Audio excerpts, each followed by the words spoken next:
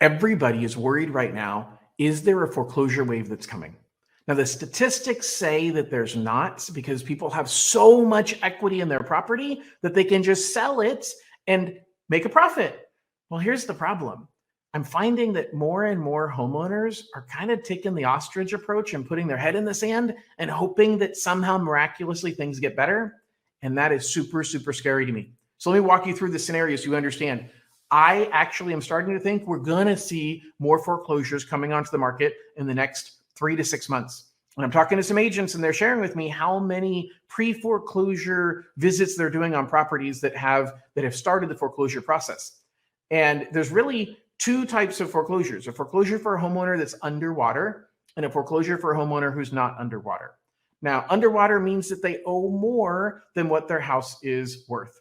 Now, that technically could have happened through forbearance, meaning when somebody didn't pay their payment during the COVID times, they had a year or so of skipping monthly payments, and that got added onto their balance, which has increased what they owe.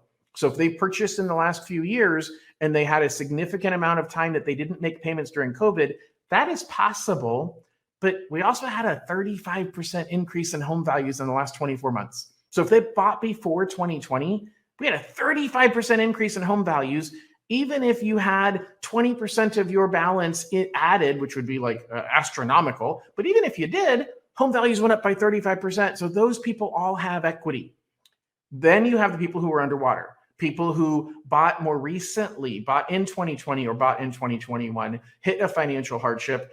Some people actually bought a house and immediately went into forbearance thinking, hey, I can buy a house and live rent free. Now that's coming home to roost. Now, the reality is we're not going to have the domino effect that we had in 2007 and 2008. And I'll explain that in a moment. But the first thing I want to explain is the difference between those two categories. The first category of people who have equity, they can sell their home.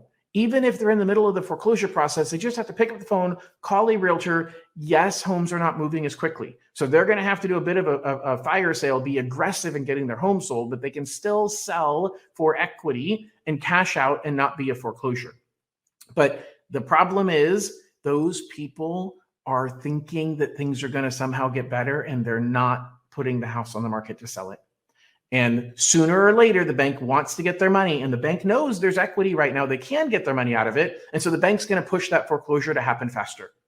It's the other group of people that the banks are saying, look, I don't want to be stuck with a house like I was back in 2009 that was upside down. So they're going to continue to work with those people, in my opinion, to stretch it out, to buy more time, to see the bank's hoping something gets better. The bank's kind of putting the head in the sand, just the same as homeowners are.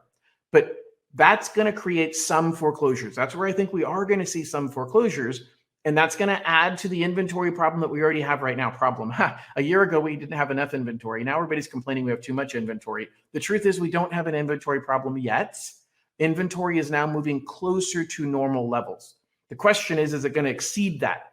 Are we going to see inventory overshoot normal levels and become a buyer's market? I don't think so. But the question is, in the short term, that's entirely possible, especially in the next 3 to 6 months as we see these foreclosures coming out.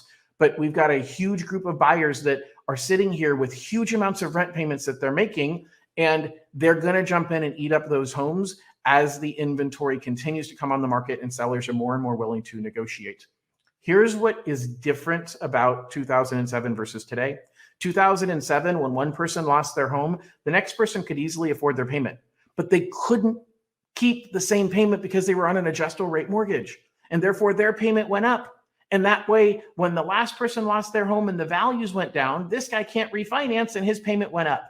We don't have that phenomenon going on right now. So are we going to see a tick up in foreclosures? Yes, I think we are. And it's mostly going to come from deer in the headlight people that are sticking their head in the sand and saying, I hope that the bank will somehow save me. But if you have equity, the bank's not going to sit on your loan without a non-performing loan they're making no money on when they can sell the home and get all of their money back.